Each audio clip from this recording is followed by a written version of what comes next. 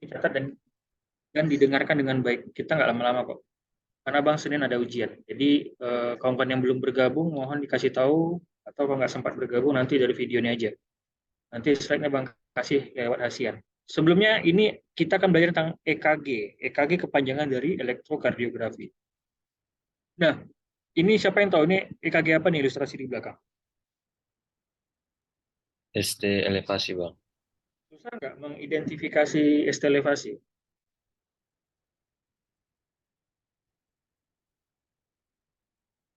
Susah nggak?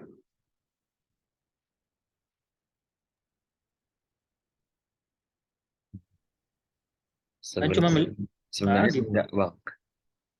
sebenarnya enggak kan? Sebenarnya enggak susah melihat ini EKG ST elevasi apa enggak. Maaf cakap aja para medis bisa melihat ini ST elevasi. Jadi jangan sampai kita dokter pun nggak bisa membedakan mana ST elevasi, mana dia early repolarisasi. Ingat semua EKG begini disebut ST elevasi. Nah, ini kebetulan adalah ST elevasi bukan early repolarisasi. Jadi itu ya. Oke. Semuanya nyimak ya dan dicatat nanti kalau yang penting. Nah, ini adalah definisi sendiri mana EKG itu merupakan grafik yang menggambarkan aktivitas listrik jantung, voltase, atau potensial pada waktu tertentu dengan menggunakan elektroda yang ditempatkan pada permukaan tubuh. Ini EKG ini sudah lama sekali diberlakukan dari tahun 1958 kalau nggak salah. 1950. Nah, sejarah EKG sendiri nanti ada dua link yang sudah link apa ya, link YouTube yang pembicaranya ada Dr. Radityo Prakoso sendiri. Itu ada dua YouTube sendiri, udah Bang share ke apa sih nama yang di pasti apa? Zima siapa? Nah, sama dia minta di-share ke grup. Itu tolong ditonton. Siapa namanya? Mutiara Azima ya, Bang. Azima sama Azima. Jadi mohon dinonton 3 jam 10 menit dibagi dua itu videonya. Nah, itu tolong dipahami lebih detail lagi karena itu bisa kan ulang-ulang juga. Nah, ini ilustrasi untuk belajar yang simpelnya. Itu juga simpel sebenarnya tapi lebih lengkap. Nah, ini kita bisa melihat kenapa ada namanya limb leads. Inilah dia limb leads tuh dipasang di tangan kanan, dipasang tangan kiri, pasang kaki kanan dan kaki kiri. Nah, yang mana sebenarnya yang apa namanya grounded. Jadi setiap pemeriksaan ini pasti ada yang di ground kan. Jadi LA ini ada LA, RA ini ada RA, LL ini ada AVF atau AVL ya atau AVR. Ternyata kaki kanan ini RL kanan ini berfungsi sebagai groundednya. Kalau nggak ada groundednya kita nggak bisa ada potensial nanti. Nah, ini adalah prekordial ada 6. Ada V1, V2 itu letaknya antara ini di parasternal kanan kurang lebih di RIC4. Ini RIC4 juga di sebelah kiri parasternal dan ini adalah letakkan dulu di mid clavicular kiri dan ini kurang lebih posisinya di apex. Nah, V3 itu di antara V2 sampai V4 itu ada V3. Kemudian letakkan lagi di V5 itu adalah linea mid axillaris anterior dan linea axillaris anterior ini dan ini mid linea axillaris. Jadi V5 V6 itu sejajar sama V4 ya. Mungkin kalian sudah melakukan pemasangan EKG, kalau masih ada yang belum mengikuti kaidah begini ya berarti hasil EKG nggak bagus. Nah, ini kita bisa melihat sini potensial aksi. Tangan kiri ke tangan kanan itu disebut sebagai lead 1, tangan kanan ke kaki kiri itu lead 2, tangan kiri ke kaki kiri itu lead 3. Ya. Nah, ini kalau arahnya ada AVF, AVL, dan AVR. Itu apa? Itu AVF. Itu AVF itu adalah augmented voltage untuk foot. Ini augmented voltage-nya untuk left dan ini augmented voltage untuk right. Jadi total semua EKG itu sadapannya ada 12. Ini 6, ini ada 6, rekordial ada 6. Ini kurang lebih ilustrasi yang tadi sudah dijelaskan ya. Apanya. Dan ini merupakan kita bisa melihat ini potensial lengan kanan AVR kan dari right kan dan ini potensial lengan kiri augmented dan ini foot potensial tungkai. Satu itu dari tangan kiri ke tangan kanan. Mohon dihafal ya. Tangan kanan ke lengan kanan ke tungkai kiri, lengan kiri ke tungkai kiri. Nah, itu dia. Ya. Ini tadi apanya kita bisa melihat sendiri posisi dari penjelasan. Ini juga penjelasannya lebih detail lagi ya. Jadi bilang kan di parasternal rongga iga 4 yang di kanan, rongga iga 4 yang di kiri parasternal. V4 itu di mid clavicula line, V3 diantaranya, V5 itu di mid anterior, di anterior axillaris line, ini adalah mid axillaris line. Ya. Nah, ini dia kalau kita pasangkan potongan melintang seperti ini, kita akan nampak jantung itu di sini posisinya. Dan sini posisinya. Ternyata V4 itu memang posisi di apex, ya. V5, V6 itu mengambil lateral dari jantung, V3, V4 itu mengambil daerah anterior dari jantung, V1, V2 itu daerah septal atau jantung. Kalau kita lihat dari depan, beginilah kurang lebih penampakannya. Ya, dan ini adalah perubahan-perubahan dari gambaran QRS-nya. Lihat QRS-nya. Yang memanjang S-nya, kemudian S-nya sedikit berkurang panjangnya, dan R akan lebih panjang, dan akhirnya R akan lebih tinggi. Ya, kalau V1 ini di awal di R lebih tinggi pada S, itu biasanya kondisi dari right ventricular hypertrophy, RVH. Ya. Ini juga sama, nah cuman sini menjelaskan ada lead V7, V8, V9. Itu untuk bagian posterior, V3R, V4R, V5R, V6R itu adalah untuk pemeriksaan kanan atau jantung kanan. Dan ini adalah mirror image-nya dari V3, V4, V5, V6. V1, V2-nya tetap, tapi V3R-nya kita ambil ke sini. Dan sini V4R pindah ke sini, 5 dan seterusnya. Itu untuk melihat mirror image itu bagian kanan daripada jantung. Kalau bagian posterior itu adalah V7, V8, V9.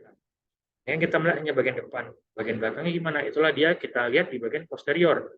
Pemeriksaan EKG kanan dan belakang yang dilakukan bersama-sama, kanan dan belakang, itu diperiksa jika pasien dengan STEMI inferior. Itu wajib juga disertakan pemeriksaan kanan dan belakang sesuai dengan guideline daripada STHCS atau STEMI tahun 2017 ya. Nah, ini kemarin yang disampaikan oleh Prof. Afif waktu laporan jaga Roni hari Senin ya. Hari Rabu ya, Rabu. Nah, yang mana di sini kita bisa melihat ternyata sebenarnya semua dari jantung itu bisa memberikan potensial aksi ya, bisa bertindak sebagai generator. Dan kita bisa melihat ini untuk mana-mana saja sih posisi. Nah, awal mula apa? Generator utama itu adalah SA0, generator kedua itu AV0, dan generator ketiga itu adalah serat Purkinje atau yang mengenai conduction pathway. Dia bisa memberikan irama, menggerakkan jantung. Tuhan sudah sedemikian rupa, Allah sudah sedemikian rupa menciptakan jantung itu tidak hanya satu saja konduksinya, tapi ada banyak. Nah, tentu saja yang utama itu dan paling utama komandannya adalah SA0. SA0 ini terletak di bagian junctional daripada SVC terhadap right atrium. Ya, kemarin kan sudah Bang jelaskan tentang anatominya. Nah, di sini ada junctionalnya, daerah junctionalnya, area junctionalnya itu sendiri, pertemuan antara SVC dengan right atrium itu ada SA0. Kemudian melalui jalur internodal, ya ada anterior, ada mid, ada posterior, dia akan menuju AV0. Nah, AV0 sini. Nah, di sini adalah Bachmann bundle. Kenapa? Dia juga akan memberikan impuls juga. Jadi yang pertama kali akan berkontraksi itu adalah pasti atrium kanan.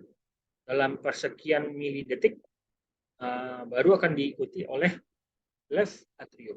Hanya yang pertama kali berdetak itu adalah atrium kanan. Kenapa? Disitulah peletakan dari SA0. Dan SA0 ini melewati jalur internodal yang 3 di depan dan Bachmann yang sebelah kiri akan memberikan selangsungan impulsnya. Di bagian atrioventrikular ini adalah pembatas antara atrium dan ventrikal, atrioventrikal itu merupakan daerah yang tidak bisa dialiri oleh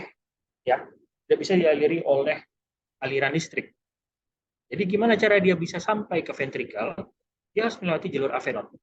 AV0 ini punya sifat dekremental. Sifat dekremental itu apa? Dia misalnya SA0 memberikan 120 kali beat per menit, belum tentu di AV0 akan disampaikan ke ventrikal seperti itu. Hanya pada kondisi atrial fibrilasi pun sekalipun Misalnya atrial fibrilasi jarak PKP-nya sampai 200 kali per menit, padahal jarak QRS-nya hanya mungkin 120. Jadi tidak serta-merta dia teruskan uh, apa namanya itu, tidak semuanya mereka diteruskan dari AV node itu untuk ke ventricle. Jadi kurang lebih 90% akan di dekrementalnya, akan dikuranginya, akan delay-nya gitu. Tidak semuanya. Nah, untuk bisa mencapai daripada ventricle, yang mana kita tahu dari antara atrium dan ventricle disebut sebagai atrioventrikular, itu hanya bisa dilewati oleh AV node, ya.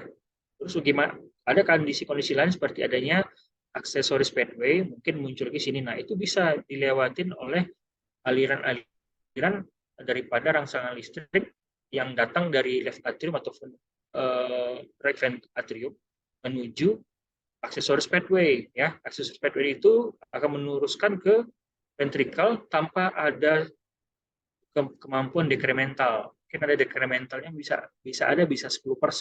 Otomatis kalau misalnya di atas ini detaknya kencang, dia akan terus memberikan rangsangan ke bawah dan bawah pun kencang. Bahayanya apa kalau ventricle takikardia lebih berbahaya dan bisa menyebabkan orang cardiac arrest nantinya kalau tidak ditangani dengan baik. Makanya aksesoris pathway itu harus segera dilakukan ablasi pada aksesoris pathway. Nah, itu mungkin cerita saja daripada. Jadi setelah dari Avinode dia ke mana? Dia akan ke bundle His, ya. Nama bundle His. Nah, ini akan bercabang dua ke kiri, ada sudah di gambar sini, dan satu ke kanan. Kenapa kiri dikasih dua, kanan satu? Ingat kemarin fisiologinya apa?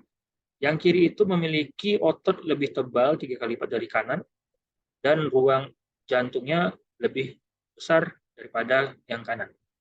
Apa? Karena dia harus memompahkan jantung lebih kuat dan lebih jauh darah itu ke seluruh tubuh, baik ke kepala sendiri, ke jantung itu sendiri, dan juga ke bagian tubuh bagian bawah. Itulah kenapa. Nah, SA node bisa memberikan impuls secara normal itu 60-100 kali normalnya. Kalau terjadi kerusakan pada SA node disebut sebagai sinus dysfunction, sinus node dysfunction SND, ya, atau six sinus syndrome misalnya jadi seperti itu, ataupun sinusnya rusak, itu akan diambil alih oleh AV node. AV node itu hanya bisa memberikan listriknya atau apa namanya untuk merangsang ventrikel sendiri itu hanya sekitar 40-50 kali, akan lebih. Kalau dua-duanya rusak, maka ventrikel lah yang akan berperang 30 kali. Hanya maksimal bisa memberikan impuls demi bisa menjaga sementara kebutuhan oksigen dan makanan pada jantung dan seluruh tubuh, ditandai dengan gambaran EKG-nya QRS-nya lebar, ya. Itu dia. Kalau rusak juga ventrikel berarti orangnya sudah nggak ada lagi. Ini gelombang EKG normal. Ini tadi yang mengatakan ada dua. Yang atas sebagai left anterior fascicular, yang bawah left posterior fascicular. Kita dari EKG bisa melihat di sini ada blok pada left anterior fascicular block atau blok pada left fascicular posterior block, hanya dari EKG. Itulah EKG ini di zaman saat ini sangat-sangat bermanfaat. Jadi tidak ada cerita namanya dokter umum nggak bisa baca EKG. Ini EKG bukan kompetensi dokter jantung aja. Kalian boleh-boleh aja memilih bisa membaca EKG, boleh kali. Tapi jangan harapkan bisa bekerja di rumah sakit maupun tempat-tempat lain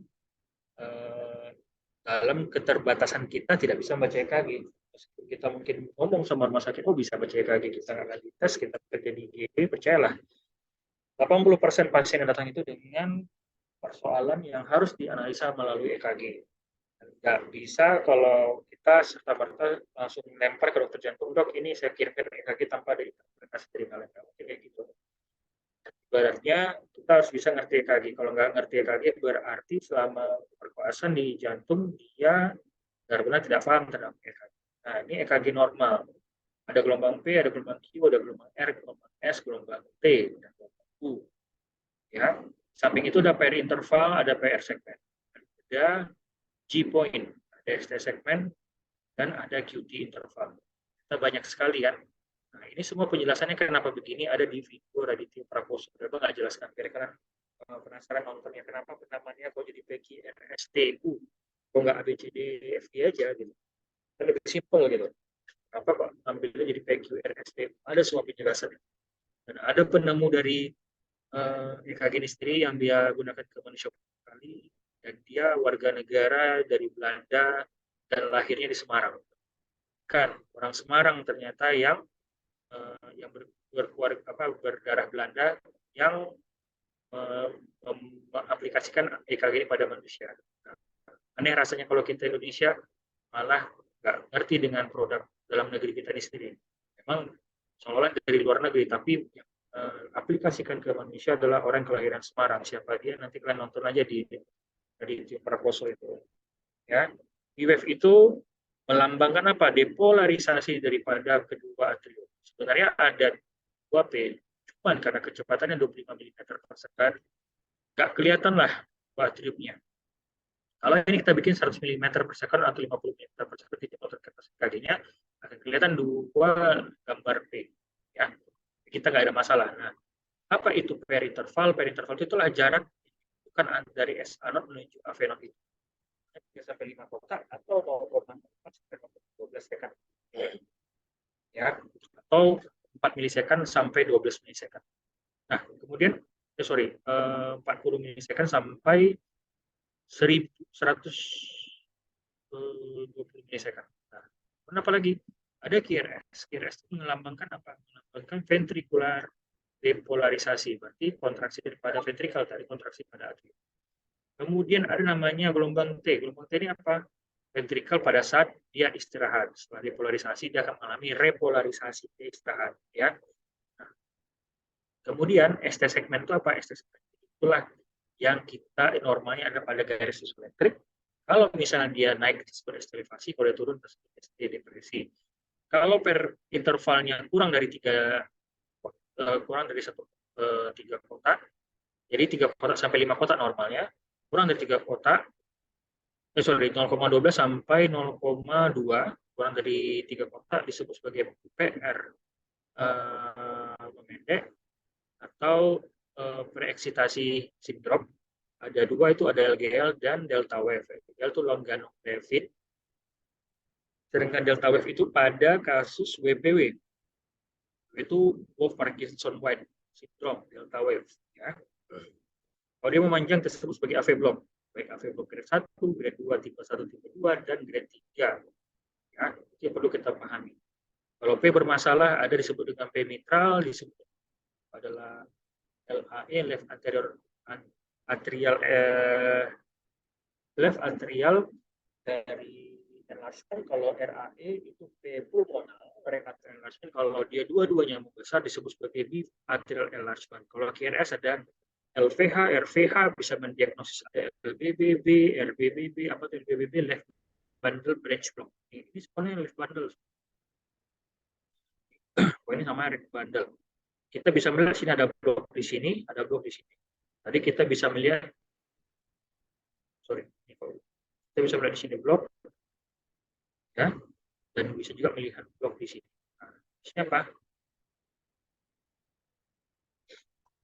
Blok di sini atau blok di sini. Jadi bisa terlihat AFB, left anterior fascicular block, dan LPFB, left posterior fascicular block. Ya, di sini kita bisa. Nah, apa itu gelombang U? Gelombang U sampai saat ini nggak begitu banyak diinterpretasikan karena masih tidak begitu banyak ditemukan pada EKG. Kalau kalian nggak tahu EKG normal, nggak tahu namanya EKG dan normal itu sendiri.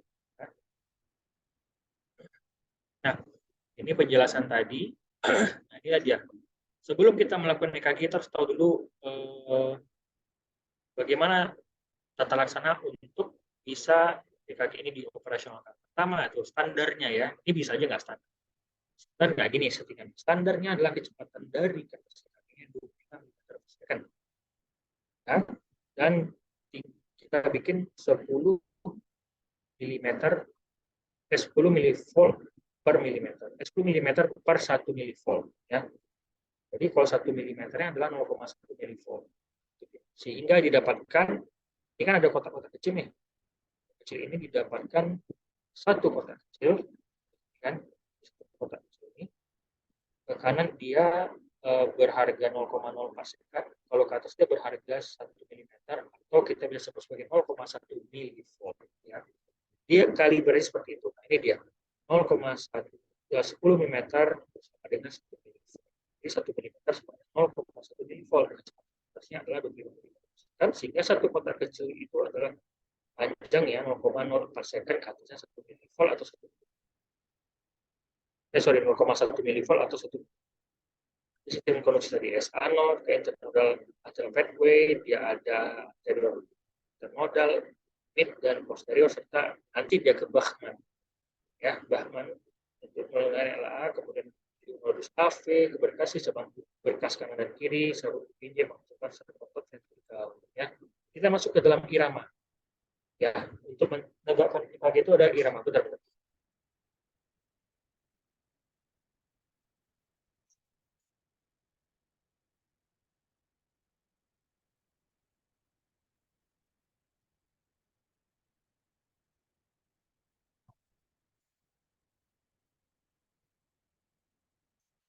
Irama. Irama itu ada irama sinus dan irama bukan sinus.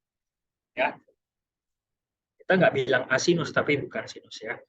Itu dan juga bukan sinus, itu bukan kita sebutkan dalam pembacaan EKG. Kalian lihat tuh, beda Setiaga kalau dia baca EKG sinus ritem ya, kardi, bradikardi seperti itu. Nah, sini kita bisa lihat apa sih ciri-ciri, misalnya contoh sinus itu ada sinus bradikardi, sinus takikardi, sinus ares, sinus aritmia, sinus dengan prematur atrial contraction, prematur junction contraction ataupun prematur ventricular contraction, sinus dengan AV block. Nah, kalau yang bukan sinus apa? Sebut junctional rhythm, ventricular rhythm, atrial flutter, atrial fibrilasi, SVT, ventricular tachycardia, dan ventricular fibrilasi. Lalu irama sinus. Apa itu ciri-ciri sinus? Ciri-ciri irama sinus adalah P diikuti oleh QRS. P diikuti QRS. Setiap gelombang P diikuti QRS, P diikuti QRS. Jarak R ke R-nya ini R regular, lebih juga irregular ya. Kemudian kita akan selalu temukan lead, di lead 2 ini P selalu positif, dan di lead V1 P selalu negatif dan juga AVR seperti itu ya. Dan PR interval sendiri jaraknya antara 0,12 sampai 0,2 second. Itu bahasanya sama dengan 3 kotak kecil sampai 5 kotak kecil. Ya. Bergeser antara 60 sampai 100. Jika tidak dijumpai P yang diikuti QRS atau QRS saja yang muncul tanpa P, itu bukan gelombang sinus ya.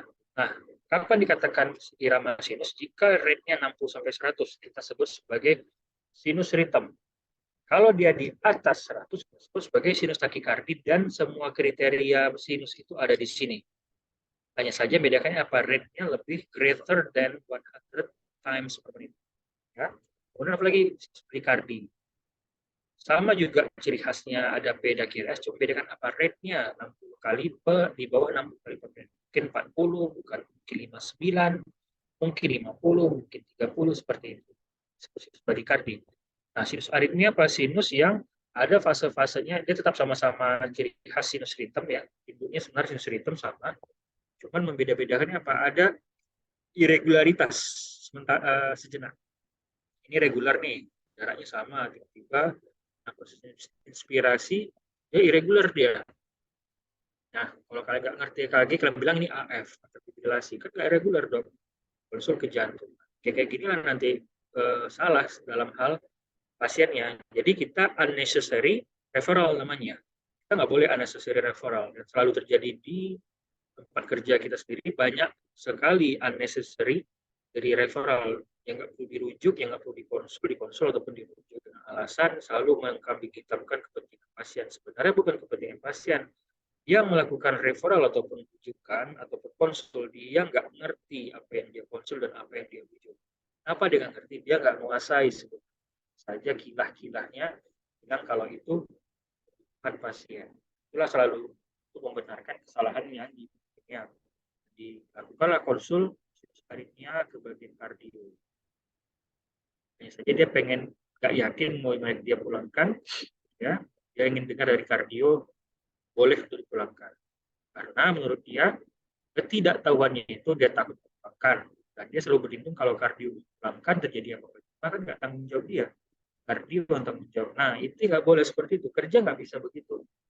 Kalau kita sudah duduk sebagai dokter umum di IGD, kita harus konsisten dengan ilmunya. Masa kita ilmunya ilmu konsul, ilmu rujuk. Nah, kalau gitu sayang dong sekolah kita 5 tahun, habis ini kalian melewati namanya internship Fokusnya cuma close doang. Kalau kayak gitu, ya sayang kali jadi dokternya terlalu lama tapi kerjanya. Apakah begitu dokter zaman zaman orang tua kita? Ya enggak lah, mereka lebih lebih tertata dengan baik. Itu contoh guru-guru kita, guru-guru kita yang sudah tua-tua, dah prof, udah mungkin kita pikir dia banyak ikut, justru dia mengingat dasar-dasar apa, terjaga kualitasnya. Makin ujung kayaknya sudah sangat berkurang. Makanya di awal koas kalian ini bagus sekali kalau misalnya kalian juga mulai letakkan titik fokusnya di situ. Berapa lama harus fokus? 2 tahun ini fokus aja dulu. Sabar aja dulu. Jadi setelah itu bisa menjadi dokter yang bijaksana terhadap ini. Ini merupakan kondisi dari sinus aritmia. Dan ini nggak perlu dirujuk. Perlu diobati? Nggak perlu diobati. Ini suatu fase varian normal saja, ya. Karena irama jantung terpengaruh oleh proses inspirasi tiba-tiba menjadi dekat. Tidak perlu diapa-apakan dan tidak perlu dirohina, tidak perlu dibingungkan karena sinus aritmia termasuk varian normal. Nah, jangan terbalik. Yang ini kalian bilang nggak normal, yang ini kalian pulangkan. Jadi masalah nanti. Itu yang problem yang muncul. Nah, ini sinus block. Karena tiba-tiba nggak ada. Terus ini jaraknya habis satu ini ada lagi jarak di sini. Ternyata tidak muncul P dan QRS pun tak muncul. Tak ada P, tak ada QRS, tiba-tiba tetap langsung masuk ke gelombang selanjutnya. Sama jaraknya sama ini. Di sini. Di sini. Nah, itu kalau di sini sinus block tiba-tiba harusnya muncul di fase ini, tidak muncul P dan QRS-nya, tapi muncul lagi P QRS-nya disebut sinus block.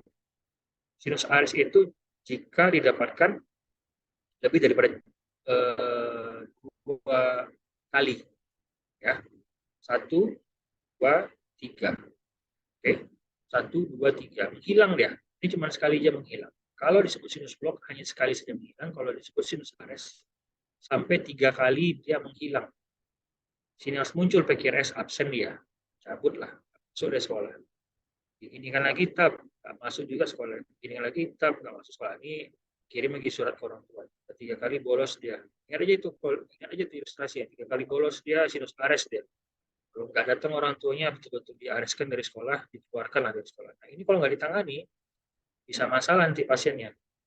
Kalau lah, ingat, salah sebelum belum pernah saya mengalami, cuman ingat dari guru saya, dosen saya dulu, 3 detik aja otak itu tidak dialiri oleh darah, bisa shutdown sementara. Shutdown sementara gimana? Ya pingsan. Bayangin aja, kalian bawa motor atau pasien bawa motor 3 detik darah nggak ngalir, pingsan, jatuh ditabrak sama sama mobil dari belakang. Yang ngelihat mobilnya ugal-ugalan, akhirnya orang nabrak dari belakang masuk penjara, masuk ganti rugi, ditabrak meninggal, misalnya kayak gitu. Nah, tapi yang nampak tidak seperti kejadian. Siapa sih mau nabrak orang? Hanya saja orang itu jatuh tiba-tiba depan kita dengan jarak dekat, lumayan dekat, nggak sempat ngerem, akhirnya nabrak, mati orang. Nah, itu yang dipikirkan sebetulnya adalah apa? Kondisi daripada ini semua harus tangani. Nah, ketika itu ilustrasi seperti itu.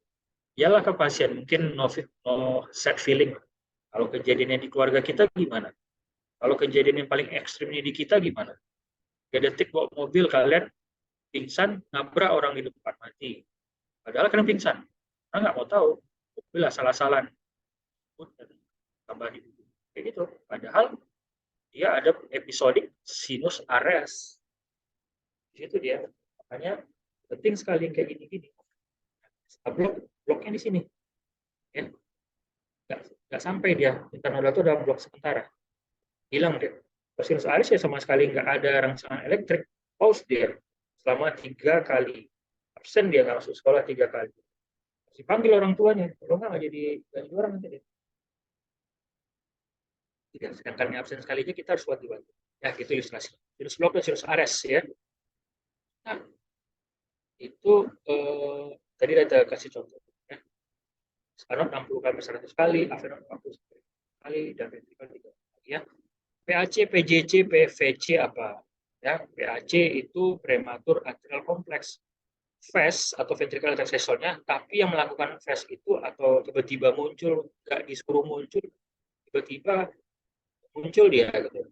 Belum lagi waktunya dia tiba-tiba dia udah nongol dia. Gara-gara nongol dia, ya terpaksa kawan yang satu lagi itu ikutan nongol. Nih, Harusnya begini iramanya. Satu, oh, oh begini. Tapi begitu ini satu, muncul lagi dalam satu lagi. Buru-buru dia. Tapi nanti normal lagi, normal lagi, normal lagi. Dari sini, muncul lagi dan tiba buru-buru dia. Ini termasuk hal yang nggak perlu diterapi ya, PAC. Kalau PJC apa? Jangan selalu kompleks. Muncul pertama, muncul dia. Mal, tiba-tiba KRS nongol sendiri dia. Tanpa ada P-nya. Dia pikir udah harus muncul duluan. Ternyata dia keduluan muncul. Karena P nggak nampak, ada di sini tapi nggak nampak. Nah, kira muncul lagi baru, muncul lagi baru. Kalau misal PVC apa? PVC jelas bentuknya. Ya. PVC, bahasa lamanya FAST. Kita dengar di FAST. Ini dia PVC. Ini KRS normal, tiba-tiba muncul KRS. Ventricle accessor. KRS normal, KRS normal, muncul ventricle accessor. Ini unifokalnya apa? Hanya satu bentuk. Satu ya bentuknya. Ini multifokal. Dua bentuknya. Univokal, satu orang ini nyanyi. Bernyanyi dia satu orang. Multifokal paduan suara dia. Lebih dari satu. Ini suara satu, ini suara dua. Itulah kalau ada dua bentuk. Itu multifokal. Ini multifokal. Disebut Gemini. Setiap dari satu KRS normal diikuti oleh satu divisi. Ini namanya divisi Gemini. Ya. Ada namanya divisi trigemini. Setiap dua, bit ketiganya divisi. Setiap dua, bit ketiga divisi. Setiap satu, bit keduanya divisi. Satu, divisi, satu, divisi. Dua-dua ini bermasalah nih. Harus diterminasi. Kalau sempat divisinya ini, ya divisi ini, jatuh dia di gelombang T, sekali aja. Muncul dia tiba-tiba, harusnya ventricle harus istirahat, muncul dia sekali di sini, atau muncul dia sekali di sini, atau muncul dia sekali di sini. Begitupun sama yang ini, VT tiba-tiba orang VT tiba-tiba jangan bilang ini ya, dia masih bisa ngomong dalam kejam. VT dengan hari itu kejam kata-kata orang. Bawa motor dia sambil PVC BGM ini, tiba-tiba PVC muncul dia di T sebagai R. Kan PVC ini gelombang R kan, ini R nih kan, ke atas kan, refleksi pertama ke atas. Ini QRS, ini S kan, R on T, gelombang R yang muncul pada gelombang T, akan aktiflah yang disebut sebagai ventricle tachycardia. Pada saat bawa motor kendaraan kejang dan tiba jatuh tabrak dari belakang. Atau dia bawa mobil, nah kejang dia tergas sama dia tabrak semua orang depan. Kayak gitu. Jadi hati-hati, makanya pada pasien-pasien begini kita harus benar-benar konsisten. Jangan bilang biasa ini varian normal. Jangan salah sebut yang mana bukan varian normal, dibilang varian normal yang harusnya varian normal malah disebut itu kondisi yang patologi. Oke, sampai sini paham ya? Nah, ini apa sinus dengan PVC? Ini PVC-nya apa nih? Nah, ini namanya couplet couple dia, bergandengan dia, ya, nggak jomblo dia, nggak sendiri dia, couple namanya. Ada baju couple, ya kan? Terus aja gandengan kan, gitu. Nah, ini dia nggak jomblo dia, dua dia. Ini tarik dua dia PVC-nya. Dua ininya, jadi bertiga lah dia. Triplet namanya, ya. Couplet, triplet, ya. Nggak ada yang empat. Kalau empat dia VT lagi namanya. Jadi kalau ada empat tuh VT non sustain, disebut ventricle tachycardia non sustain. Kalau tiga masih couplet, triplet, dan VT non sustain. Ini PVC yang termasuk PVC univokal. Oh, ini kan ada dua beda bang. Disebut sebagai multivokal kalau dijumpai di satu garis lead. Ya. Kalau PVC itu muncul di semua 12 lead, dia akan memiliki bentuk berbeda-beda di setiap leadnya. Tapi bukan berarti dia multivokal. Disebut sebagai multivokal kalau dia di satu lead ini dijumpai lebih dari satu bentuk PVC. Ya. Nah, kalau dia begini, ini anggap aja lead 1 di lead 2. Nah, begini bentuknya, ada berbeda-beda dia. Ke situ pahami. Nah, ini jangan salah retip, ingat, nggak ada P. Ya. Nggak ada P dia ya. Idioventricular rhythm. Nah, ini juga tidak jumpai P ya. dia adalah junction rhythm yang di bawah 40 kali. Disebut idioventricular rhythm. Ya. Kalau 40 sampai 60 kali disebut junction rhythm. Ya. Kalau 60 sampai 100 accelerated dan selanjutnya. Ya. Ini atrial flutter. P-nya kayak gigi gergaji. Pada saat P-nya seperti ini, apakah R-nya mengikuti? Tidak. R tetap ada mungkin kondisi-kondisi yang ya, usahakan normal dari AV0. Itulah sifatnya AV0 adalah dekremental. Jadi ya coba atrial rate around 300. Harusnya P-nya juga 300 kali lah per menit. Tapi P-nya tidak 300 kali. Kenapa? Itulah kemampuan dari AV0 untuk stop yang huru-hara dari atrial itu sendiri. Sehingga dia menjadi lebih tak terikut-ikut ya. Ini adalah gambaran daripada atrial flutter. Atrial flutter itu normalnya adalah dia reguler. Ini kan nggak reguler, Bang. Ini atrial flutter yang disebut dengan varian block. Sudah advance lah. Tapi atrial flutter itu kita tahu kebanyakan dengan regularitas pada QRS-nya. Ini atrial fibrilasi. Fibrilasi memang QRS-nya tidak regular, maka disebut sebagai irregular. Irregularly irregular itulah gelombang atrial fibrilasi. Ya. Jadi atrial fibrilasi juga ada yang fine, halus ya, ada yang kasar, di coarse ya kasar. Dia P-nya tidak seperti gergaji, seperti rumput. Ya rumput. Ini kan gergaji nih. Kita gergaji, ya kan?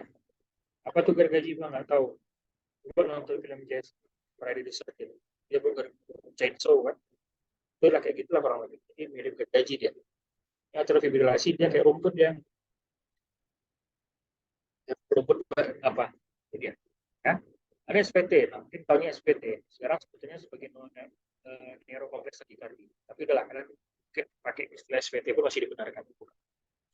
SPT, nah, dia nggak ada P, nggak kelihatan P. Sebenarnya P-nya ada. Nah, inilah kurang lebih. Lebih dari 110 kali, ya. Maka nggak ada SPT yang 105 kali, nggak ada. Lebih dari 90 kali, gambarannya kira sempit, P-nya bisa burinnya tenggelam dia di gelombang T atau kami NCP short RP atau long RP. Nah, itu nggak usah sampai situ lah. Itu udah ranahnya kakak BPD Smartio. Kalian cukup tahu ini SPT sudah. Dan tahu tata laksana untuk menghilangkan atau convertkan SPT menjadi hitam. Kenapa? Kalau berterus seperti ini, jantung bisa heart failure. Kenapa? Karena terjadi shock. Tapi dari shock tidak ada darah yang sempurna disistolkan karena tidak sempurna diastolkan, tidak sempurna pengisian ventrikel tiba-tiba dipompakan. Apa yang dipompakan kosong, merupakan harapan kosong dia. Hanya yang di depan-depan itu jadi iskemik, dia bisa banyak kegagalan multi organ. Ini bahaya. Makanya yang SPT lama-lama jadi persoalan yang serius nanti pada situasi. Lama-lamanya berapa hari, Bang? Enggak, berapa hari, 1 jam aja SPT udah bahaya sekali. Hanya kita butuh untuk menormalisasikan SPT itu. 1 hari, 1 jam aja orang yang SPT bisa autan, dia bisa pusing segala macam, hipotensi segala macam itu. Kenapa nggak ada darah yang dipompakan ventrikel cuma harapan kosong aja. Nggak ada darah, dia janjikan darah tapi yang dipompakannya angin. Angin juga sih sebenarnya. Nggak gitu ya, ada kok dipompakan. Makanya begini-begini bisa heart failure tiba-tiba, makanya disebut sebagai aritmia life threatening bisa ini. Nah ini VTT, ventricular tachycardia. Jangan lagi ada yang nggak pernah tahu disebut VTT itu gimana. Ini kan kayak main anak-anak itu yang spiral-spiral itu kan. Punya adik-adiknya atau punya kalian kecil-kecil ada yang kayak gitu, main-main spiral. Nah, itulah VT. VT monomorfik namanya. Kalau ada monomorfik berarti ada polimorfik. Polimorfik lebih berbahaya lagi. DDP torsada de poing atau torsada de pointes itu termasuk polimorfik itu. VT polimorfik berbahaya. VT aja gini, kena aja kita VT gini, kejang kita. Sampai darah dengan efektif. Sekejang dadakan tidak dibikin. Kalau kalian nanti fase yang di ICU coba tengok-tengok aja nanti pas kondisi. Ini bisa frekuensi 160. Ini akan di kardioversi. Di kardioversi bisa menggunakan isi shock sinkronis 100 joule, 50, 200, 240, 300 sampai 360. Kalau dia pakai unipolar, kalau dia bipolar, disipnya cukup sampai 200. Tapi kasih garam, ditengok lagi tensi dan sebagainya. Ini ventricular tachycardia polimorfik ini bahaya sekali, sangat-sangat bahaya. Ini penanganannya bisa di shock 200 joule. Apa ini kalau tak ditangani 1000% pasien pasti exit. Kecuali pasiennya inilah ya, banting Gatot Kaca mungkin lah. Tapi kalau itu kan dalam cerita. Tapi kalau ini pasti pasien exit. Ventricular fibrilasi. Kalau ventricular fibrilasi, lanjutan dari ventricular fibrilasi adalah asistol. Ini apa? Tidak ada orang yang hidup dengan ventricular fibrilasi. Pasti akan disertai dengan cardiac arrest, dan ini kita akan lakukan di shock 200 joule. Ya. Nah, nanti kalian akan belajar ACLS pada saat jadi dokter umum. Kompetensi ACLS sudah pernah Bang jelaskan, mungkin bayar sekitar 5-7 juta tergantung dari versi daerah. Daftar tunggu lumayan oke juga. Jadi sekali daftar 6 bulan lagi baru bisa. Sekali ujian dulu, sekali berpelatihan 3 hari, hari ketiga ujian megakod, nggak lulus megakod, nggak lulus ACLS. Nggak lulus ACLS, nggak dapat sertifikat. Nggak lulus dapat sertifikat, ya nggak bisa langsung jadi rumah sakit. Nah, jadi tunggu lagi kesempatan berikutnya. Memang sih kesempatan berikutnya nggak bayar sebanyak itu, cuma 500 ribuan aja untuk biaya makan 3 hari aja. Nggak usah lagi, nggak lulus bisa. Dan di situ akan ada namanya megakod. Megakod itu di situ semua kondisi-kondisi EKG yang bisa life threatening, emergency EKG. Kita harus bisa melihat dan menginterpretasikan dalam berapa lama. Kalau bisa 1 detik, udah tahu itu ini VT, ini VF-nya AR, ini VT polimorfik. Nah, ini asistol, bisa kita sebenarnya. Kenapa? Kita ya kita harus bisa jago. Jadi artinya EKG diajarkan, nah EKG dalam kondisi santai kalian bisa untuk lihat, oh ini bisa nih WP-nya dan KRS. Nanti kalau ada harusnya seperti itu, kita melihat aja kan nggak tahu nih kesimpulan sementaranya apa. Tapi kalau nggak bisa, nggak serius belajar EKG-nya, jangan pernah bisa harap itu bisa seperti yang diharapkan. Itu yang susah. Dan ini ventricular fibrilasi yang kasar sebenarnya. Bedakannya sama ini, apa kan bedanya? Ini kan sebenarnya nggak sebegini kali, dia macam rumput sebenarnya, macam rumputnya AF ini, tapi dia agak lebih tinggi. Anggaplah rumputnya ada rumput panjang, kayak VF seperti itu. Baru nomor 1 tadi tuh, irama kita cerita nih. Kalian harus kuasai irama. Nomor 1, coba tengok kakak abang kalian yang laporan jaga.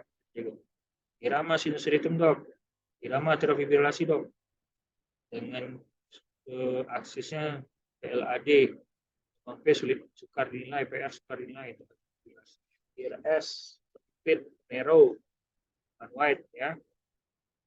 Kemudian apa? ST segmen sukar dinilai, tidak dijumpai ST segmen. Changes, ST changes, tidak jumpai RVH, LVH, sebulan karena rate-nya 135 kali irregular, sebut RVR. Gitu. Sampai susah kayak gitu. Nah, baru kedua apa? Heart rate. Heart rate normal apa tadi yang dibikin SA 60 sampai 100, ya kan? AV not 40 sampai 50. Bawahnya ventricular itu adalah 30 kali. Ya. Normal, ingat itu harus ingat ini dia normal. Ya. Kemudian ini menghitungnya ada 2 cara. Ada 1500 dibagi jarak R ke R ini kotak kecil. Ini misalnya R ke sini ini 38 kotak kecil, berarti 1500 bagi 38 kurang lebih 40 kali per menit. Ya. Kalau misalnya kalau kalian pakai 300, bingung lah. 38 kotak kecil itu berapa kotak besar? 1 kotak besar 5. Berarti 38 itu dibagi berapa? Bingung kan? Kira enggak? Tapi kalau misalnya dapat misalnya 1, 2, 3, 4 kotak besar, ya udah 300 bagi 4, 5. Itu kan bulat dia. Kalau 38 gimana? Sehingga kalau ditanya yang mana lebih direkomendasikan sama abang, yang 500. Kalian bisa pakai. Kalau misalnya 17 kotak kecil, pakailah 300. 17 kotak kecil itu dalam kotak besarnya berapa kali kotak besar itu? Ya bukan 1,7 kotak besar gitu. Wali kota besar 117. Bingung kan kita? Ini kita pakai 1.500 bagi 17 kota kecil daripada 300 yang kita kira-kirain berapa kota besar. Apa ada seperti itu? Simple kayak 1.500. Ya. Tapi kalau itu dua rumus ini tidak bisa dipakai pada kondisi irregular. Kondisi irregular itu kita hitung ini kota besar nih, ini kota besar, ini kota besar, kota besar. Kita hitung sampai 30 ke sini. Ini kan 7 kan, terus kita pakai ini. Kita hitung 30. Satu kotak besar ini 0,2 detik nih. Kalau 5 kotak besar itu udah 1 detik. Ya, 5 kotak besar lagi 2 detik. 3 kotak besar lagi, 5 kotak besar ketiga, ketiga, lanjut sampai 6 kotak, 5 kotak besar yang ke-6, itu udah 6 detik. Dihitung berapa nih? Anggaplah ini udah 6 detik. Hitung nih, 1, 2, 3, 4, 5, 6, 7. Ada 7 gelombang di dalam QRS di dalam rentang 6 detik. Untuk menjadikannya per menit, ini 6 detik ini kita kali 10. Dengan 60 detik sampai dengan 1 menit. Berarti yang di bawah ini juga dikali 10. 7 dikali 10, 70 kali per menit irregular. Tambahannya irregular. Tapi regular teman-teman. Ini aksis jantung. Ya, untuk ketiga. 1 irama, 2 heart rate, 3 aksis. Nah, aksis itu apa? Ada yang aksisnya positif, artinya defleksi positif di banyak ke atas, dan ada yang equipasik antara sama, dan ada yang negatif, yang defleksi negatif. Apa lead yang perlu kalian pegang? Ada lead 1 dan AVF saja. 1 dan AVF aja yang dipegang. Nah, inilah dia. Ini 1, ini AVF. Kalian harus apa lingkaran W ini? Ini nama normal range, yang ini namanya LAD, dan ini namanya RAD, dan ini namanya extreme axis deviation. Jika defleksi QRS-nya positif, banyak ke atas dibanding ke bawah, dan pada jumpai pada lead 1, gitu, dan dijumpai pada lead 2 jam, maka kita tarik suhunya begini. Ingat pelajaran vektor arah gaya pada fisika, nanti kita bikin garis khayal di sini. Tariklah garis dari sini ke sini. Artinya arah vektornya di bagian normal, sebagai normal aksis. Kalau sempat gelombang I-nya negatif dan AVF-nya positif ke bawah, berarti dia RAD. Kalau dia satunya positif, AVF-nya negatif, tidak LAD. Kalau dia 1 negatif, 1 AVF negatif, berarti EAD. Kalau kalian bisa menghayal ini nggak perlu apa. Dan ini memang nggak perlu dihafal. Kita menghayalkan ini, pegang 1.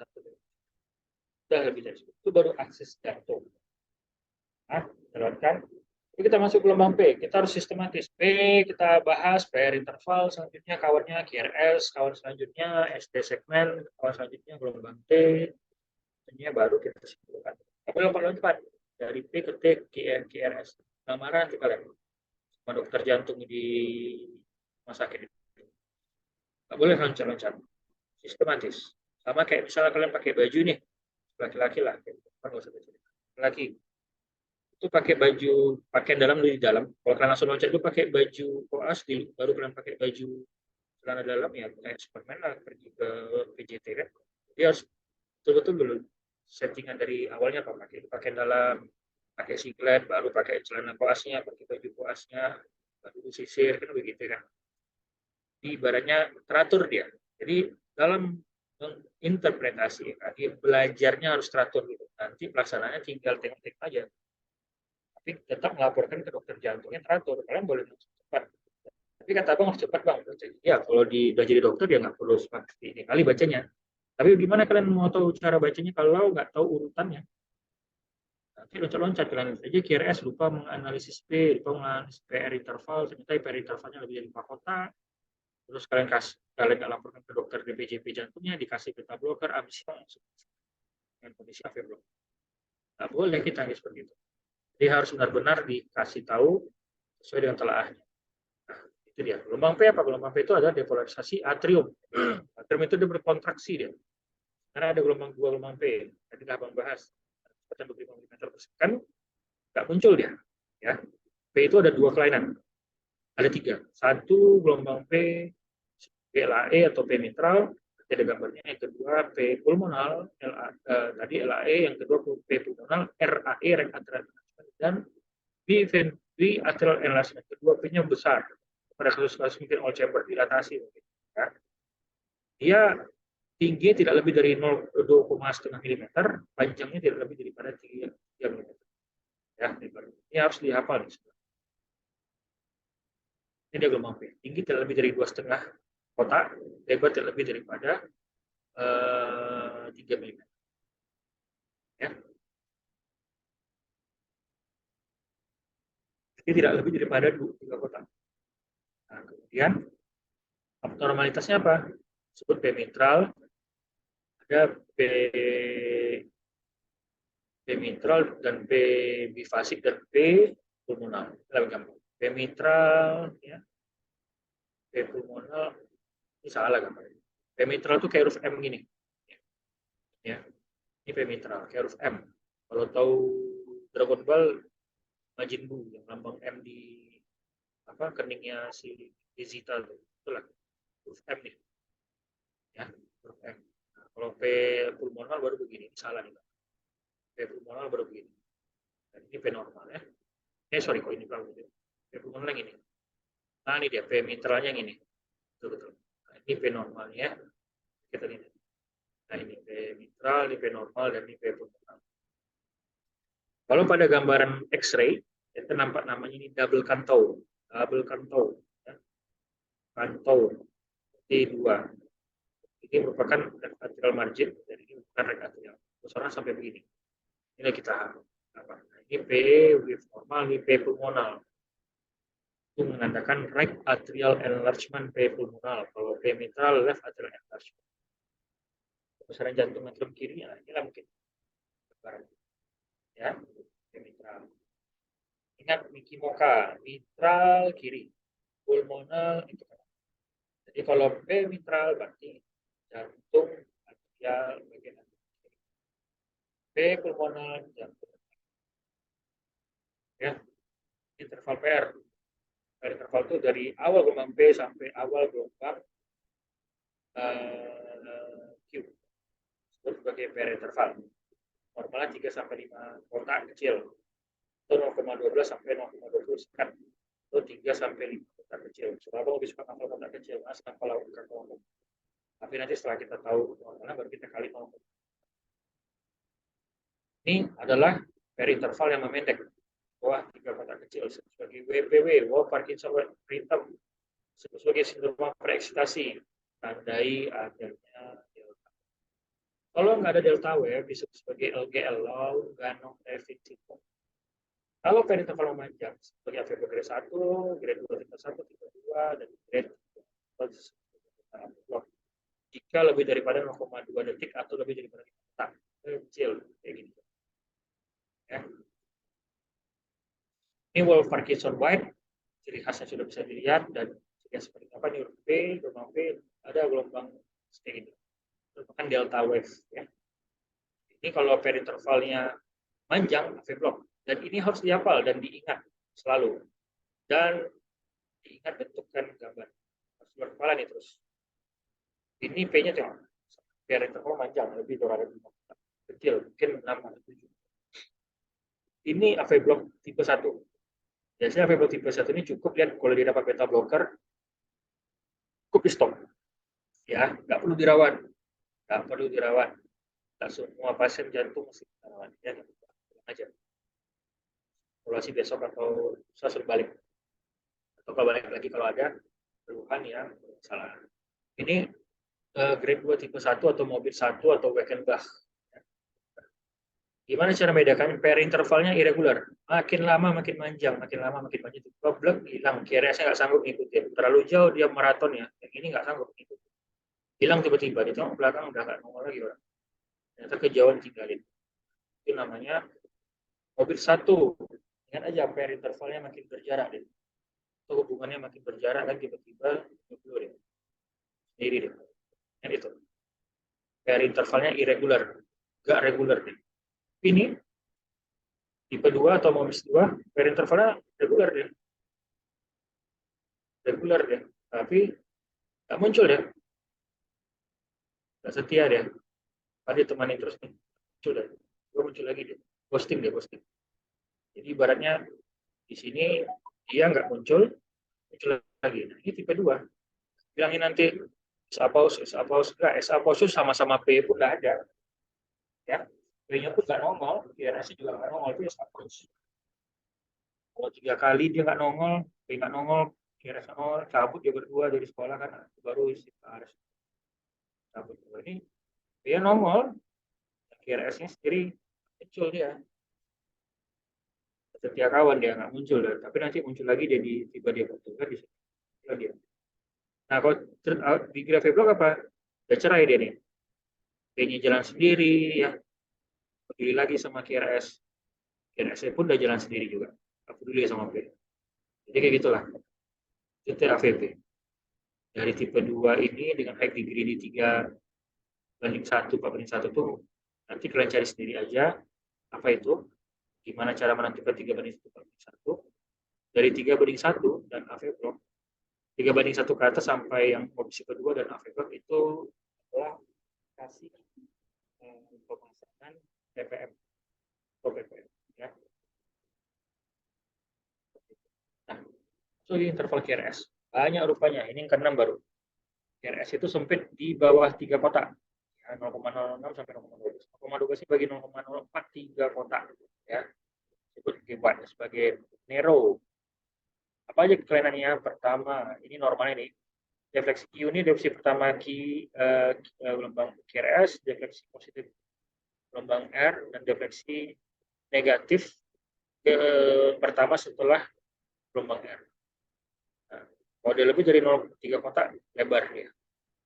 Oke. Gelombang R itu sendiri tadi digambarkan defleksi positif pertama. Ya. Nah, apa kepentingannya dari QRS sendiri? Pertama, LVH. Ini LVH nih. S di V1 ditambah R di V5 atau V6. Ya, itu lebih daripada 30 mm atau 7 kotak besar. Atau R pada AVL lebih dari 11 mm. Atau R pada AVF lebih daripada 20 mm. Ini kebetulan enggak.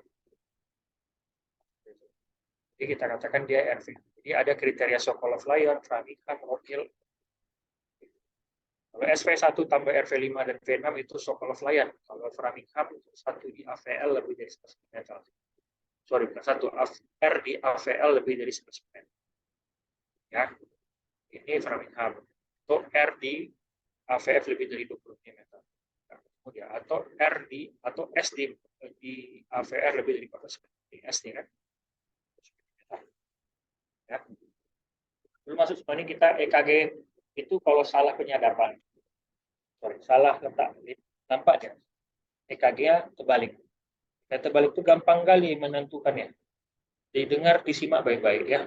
EKG normal itu yang tidak terbalik, gambaran AVR-nya baik P, baik QRS dan T itu selalu negatif. Pak nih kan, bawah semuanya kan. Dan AVL-nya adalah mirror image dari AVR. Artinya semua harus positif. Ya. Gelombang 2-nya P-nya positif, P1-nya negatif. Kalau misalkan jumpain kayak gitu, itu udah normal itu. Itu nggak terbalik. Bilang ya, AVR-nya adalah P, QRS dan T-nya itu negatif. AVL sendiri adalah mirror image daripada AVR. Ya. Duanya P positif dan P bifasik atau negatif pada V1. Nah, itu dia karakteristiknya. Kriteria menentukan FH pada LKG. Ini dia, Sokolov-Lyon ya. Hafal ini. Hafal semua ya, perlu. Yang mana kalian gampang hafal aja. Kalian bisa pakai yang Sokolov-Lyon atau yang Framingham tadi, R di AVL lebih 100 meter, R di apa namanya itu AVF yang lebih dari 20 meter, S di AVR lebih daripada 14 meter. Oh, pakai Romhill boleh, tapi Romhill ini pakai koin. Abang sendiri nggak pernah pakai Romhill. Kan terlalu banyak mau dihafalin. Cukup mungkin pakai Sokolov-Lyon atau Framingham. Ya. Nah, ini RVH gampang kali menentukan ya. Kalau V1-nya itu S R di V1 dibanding S di V1 lebih dari 1, nah, itu di RVH deh. Selesai urusannya. Itu aja dia, makin lebih gampang. Terus bagi kelainan yang lain adalah ini gampang ya. R di V1 dibagi S di V1 lebih dari 1. Terus apa lagi? Lebanon branch block. Salah satu kelainan pada kiasip yang kita telah. Nah, ini kriterianya bisa dilihat lah. Yang kita nilai adalah di V6. Bentuknya macam gini. Ya. Ini R, ini S, ini R aksen. Ini R, ini S, ini R aksen. Tapi kata abang, S itu ke bawah bang. Iya, kan ke bawah nih. Tapi ya nggak ke bawah kali gini.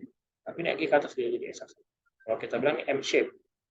M, ya, M shape. M. Oh, ini huruf W.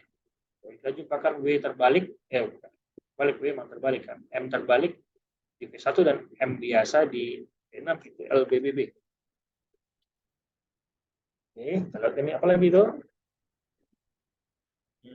Ini contohnya. Oke. Kayak gitu nampak sih sebenarnya. Ya. Tadi sebenarnya. Nah, penyebab yang berikutnya apa? RBBB, Rectangular Branch Block. Kriterianya gimana? Dan ini gambar. Di V1 ada gambar RS, R aksen disertai oleh downsloping T. Ya. Loh, berarti ini RVH bang? Bukan, ini bukan RVH. Ini gambaran RBBB. Nah, lihat lagi. RVH ciri khasnya gimana? Lagi RBBB gimana? RBBB itu adalah ada RSR aksen diikuti oleh T inversi downsloping. Oh, berarti ini iskemik bang. Berarti ini iskemik terseptol. Enggak lah, enggak gitu juga. Ini disebut sebagai RBBB ya. Ini di lateral. Ini contoh. Apa sebut incomplete dan complete? LBBB pun ada incomplete dan complete. Kalau kotak kecil ini kurang dari 3 kotak, kalau QRS ini kurang dari 3 kotak kecil, disebut sebagai incomplete RBBB. Kalau kita jumpa RBBB, disebut juga incomplete LBBB jika kita jumpai LBBB. Ya, kalau disebut komplit apa ya? 3 lebih daripada 3 kotak besar kecil, berarti QRS-nya lebar daripada 3 kotak kecil, disebut sebagai komplit RBBB atau komplit LBBB. Ya. LAFB tadi yang bilang. Bisa kita lihat di left anterior fascicular block. Apa ciri khasnya? Dia aksis LAD di mana satu nya positif, AVL-nya positif, lebih banyak defeksi, dan 2-3 AVV negatif. Betul tengok. Apa belum lihat ini tadi kan? LAD nggak? Satu positif, AVF negatif. LAD ya. Jadi aksis tadi kan. Satu positif ke sini, AVV negatif ke atas. Di LAD. Coba lihat satu AVL ya. Positif kan? Coba lihat 2-3 AVV. Negatif kan? Kalau jumpa dengan kriteria LAD disertai beginilah tampilannya itu live anterior fascicular block. Kan LBBB. Kalau LBBB, LAFB block, LPFB pun ikut blok karena blok sendiri dari atas. Ya. Ini left anterior fascicular block. Bisa kita tentukan syaratnya harus ada gambaran LAD disertai dengan 2-3 F-nya negatif. Nanti ada lagi LPFB. Ya, lihat nih. Ini positif, ini negatif. LAD ini sepositif, ini positif. 2-3 AVF negatif. LAFB. Ada namanya LPFB. Karena LPGB ini LPFB.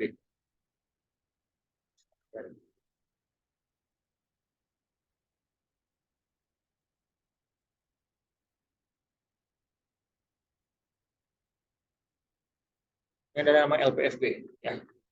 LPFB ini RAD dia. Satunya negatif, AVF-nya positif. Karena satu negatif, AVL-nya negatif juga. Karena AVF positif, 2-3 AVF-nya positif juga. Tengok lagi ya. Nah, ini satu negatif kan? Ya, negatif kan? AVF-nya positif kan? Karena satu negatif, AVL pun ikut negatif nih. Karena AVF positif, 2-3 pun ikut positif. Ya, seperti left posterior fascicular block dengan aksis RAD. Ada aksisnya LAD ya, RAD. Jadi ingat LAD itu mirip LAFB. Kalau dijumpai LAFB, RAD itu mirip dia akan berikutannya dengan LPF. Tapi tidak semua LAD akan LAFB dan tidak semua RAD akan LAFB. Kan itu ya. Tapi kalau kalian jumpain LAFB, pasti LAD. Dan jumpakan LPFB, pasti RAD. Segmen ST baru ketujuh. Nah, ini yang tadi gambar depan, ST elevasi. Ini bentuknya ST elevasi ya. Ada yang upsloping, horizontal, upsloping ya. Ini udah QS, udah normal begini di garis isoelektrik dia. Normalnya harus begini. Atau ST depresi bisa jadi. Ini ST depresi downsloping, ST depresi upsloping, dan ST depresi horizontal. Nomor 1 dan nomor 3 itu identik yang disebut dengan iskemia. Ya. Subendokan. Tapi ini kurang sensitivitas dan spesifisitas disebut sebagai iskemia. Hanya yang absorbing. Karena koroner. Nah, ini kalau apa nih? Kemarin kan ada Bang ajarin kan? Waktu gambaran koroner yang kedua. Satu AVL high lateral. Apa yang kena LCX? 23 AVL itu inferior. Apa kena RCA? 65% LCX, sisanya mungkin. V1, V2 anterior septal atau septal. Ya. Nggak ada STEMI septal, nggak ada. Kita bacanya STEMI anterior septal kalau jika V1, V2-nya. V3, V4 udah pasti anterior. LAD, LAD. 5 V6 itu melibatkan LCX sebagai lateral. Tapi kalau satu AVL V5 V6 sebut sebagai lateral juga LCX kan itu. Satu AVL LCX, V5 V6 LCX. Kalau satu AVL V1 V6 itu antero ekstensif, itu bahaya sekali. Nah, inilah dia kalian bisa lihat sebagai evolusi dari EKG STEMI. Harus dihafalin jam-jamnya, bentuknya, hafal. Ini stereo inversi, ini T inversi. Berbeda stereo inversi sama T inversi kan sama-sama ini iskemik. Ada yang tahu jawabannya? Iskemik mana yang kena? T inversi itu iskemik untuk bagian miokard. Kalau ST depresi itu iskemik untuk subendokard. Ya, ada sub-subnya. Nah, gelombang T yang ke-8. T apa? Bisa titol. Ini normal nih. Kita nggak usah lihat kiri, emang nggak ada kiri. Ini T normal. Ini titol. Ya, titol. Ini T inversi simetris. Oh, dalam ya. Ini T inversi simetris juga. Ini T inversi non simetris. Ini biasanya gangguan hipokalemi. Ya. Ini T bifasik dan ini T flat. Hipokalemi.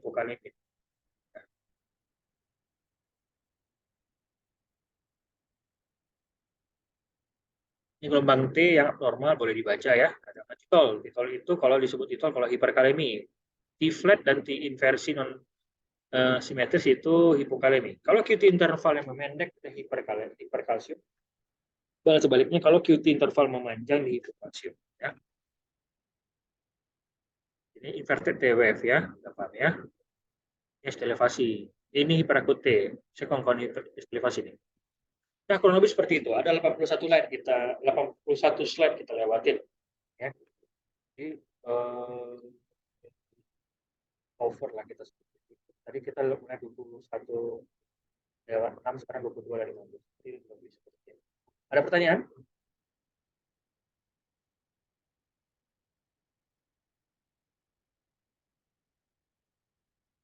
Gimana, ada pertanyaan? Jadi nggak ada cerita, nggak bisa baca EKG ya. Kalian nggak akan diajari EKG sama anak internal. Sorry, anak internal, sama PPDS internal. Udah, ini kelompok 15 lah. Ngajarin ya pas-pas. Dari zamannya orang si Alvin lagi, si Erikson. Sebelum itu juga ada. Udah banyak sekali kok nama komting. Terakhir yang paling muda nih Hasian. Diajarinnya begini-begini. Jadi artinya apa? Gak ada cerita nggak bisa baca EKG. Kalau kalian nggak bisa baca EKG, kalian nggak bisa masuk rumah sakit. Nggak bisa masuk rumah sakit, nggak berkembang. Nggak bisa masuk rumah sakit, nggak bertambah finansialnya. Karena bekerja di klinik dengan bekerja di rumah sakit itu beda income. Kecuali yang punya rumah sakit. Itu kalian bisa melebihi orang yang kerja di rumah sakit. Karena kalian berusaha dari klinik bisa. Tapi kalau lagi bekerja di klinik, nggak akan bisa melebihi dari apa yang kawan-kawan dapatkan di kawan-kawan kita dapatkan di rumah sakit. Banyak PPDS seharusnya mensyaratkan pengalaman rumah sakit minimal 1 tahun, bukan status internship. Jadi disebutkan seperti itu. Contoh ngambil kardio di UI, ngambil kardio di UNAN, dan di UNER seingat abang itu minimal punya pengalaman kerja di rumah sakit. Dalam kurung bukan pengalaman saat internship. Dibikin kayak gitu. Akhirnya Pak, masuk rumah sakit, nggak punya TLS. Kenapa nggak punya TLS? Nggak berani dong ngambil TLS-nya. Serem pengujinya, bayar udah mahal 7 juta. Ya, itu udah jelas kenapa, sama-sama serem dok. Serem saya lihat mega code ujiannya. Duit habis, tapi nggak ada jaminan lulus. Nggak lulus nggak dapat kerja, mending nggak usah masuk.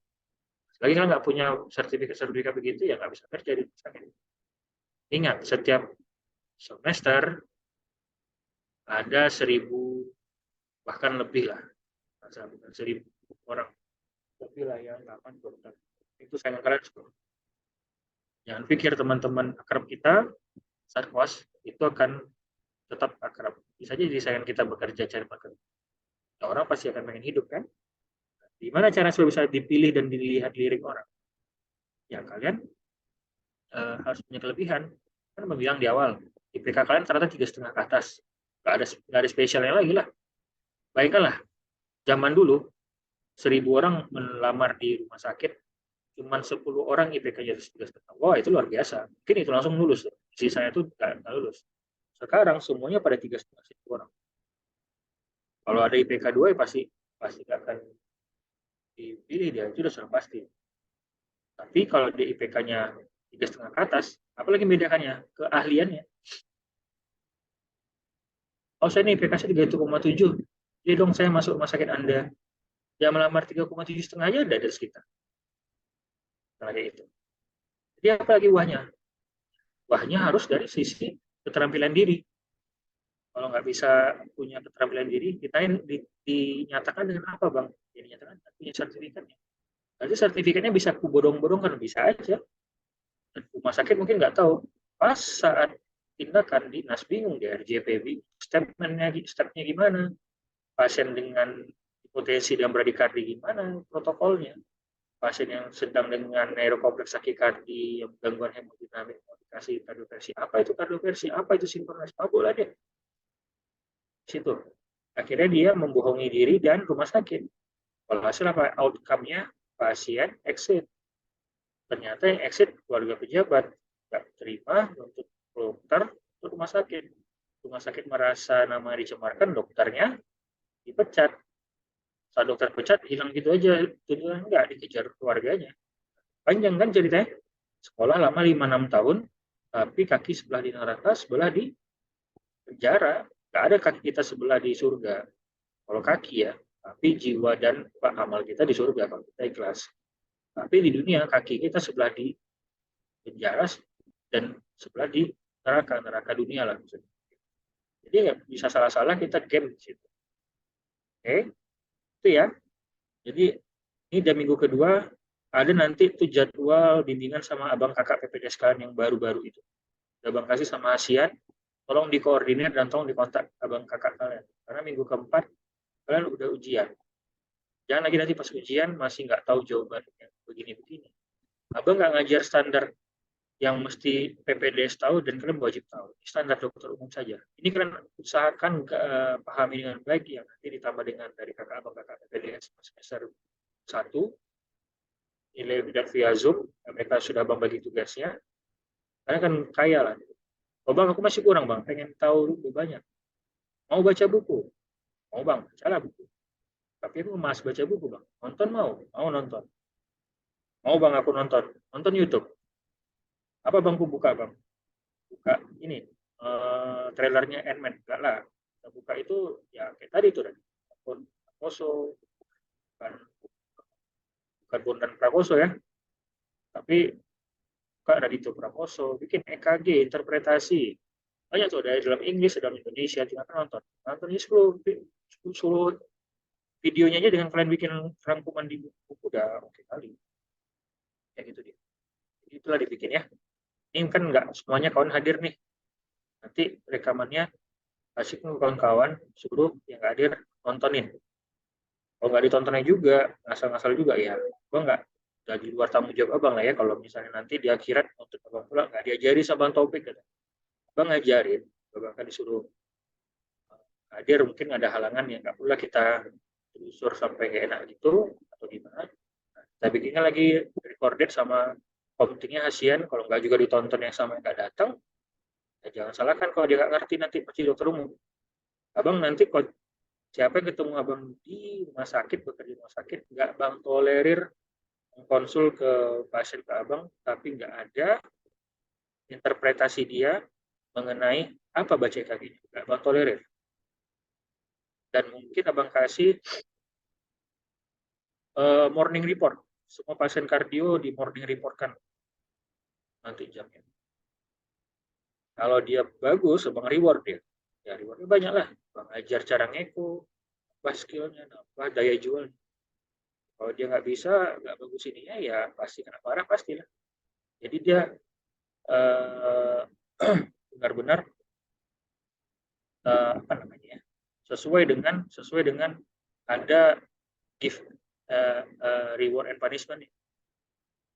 Kenapa? Ya sebenarnya bukan ingin membuli si dokter, tidak, kasihan pasien. Pengennya tuh semuanya bisa.